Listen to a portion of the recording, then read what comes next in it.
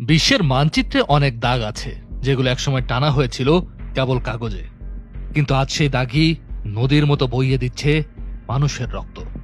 যে রেখা টানা হয়েছিল ইউরোপের দপ্তরে বসে, সেগুলো এখন ছড়িয়ে আছে যুদ্ধক্ষেত্রে, শরণার্থী শিবিরে আর ভাঙা ঘরের কোণে। সময় বদলেছে, পতাকা বদলেছে, কিন্তু সেই দাগ এখনো পুড়িয়ে দেয় পৃথিবীর মানচিত্র। 19 শতকের সাম্রাজ্যবাদ ছিল এক প্রতিযোগিতা, কে কাকে আগে দখল করতে পারে, কে বেশি লাল রঙে রাঙাতে পারে ধরিত্রী। লক্ষ্য ছিল সম্পদ, বাণিজ্য পথ, প্রভাব।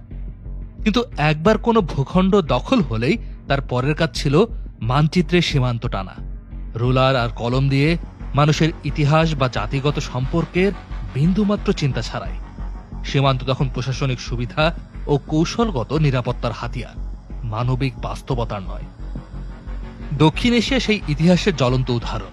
1893 সালে ব্রিটিশরা আফগানিস্তান ও ভারতবর্ষের মাঝে টানল ডুরান্ড লাইন। এক দাগে বিভক্ত হল পশতুন জনগোষ্ঠী, যাদের জীবনযাত্রা, সংস্কৃতি, ভাষা সবই এক। যুক্তি ছিল সামরিক নিরাপত্তা, কিন্তু আসল উদ্দেশ্য ছিল রাশিয়ার দক্ষিণমুখী প্রভাব ঠেকানো। আফগানিস্তানকে বানানো হল বাফার স্টেট, ব্রিটিশ ভারতের এক প্রাচীর। শতাধিক বছর পরও পাকিস্তান আফগান সীমান্তে গুলির শব্দ সেই পুরনো দাগেরই প্রতিধ্বনি।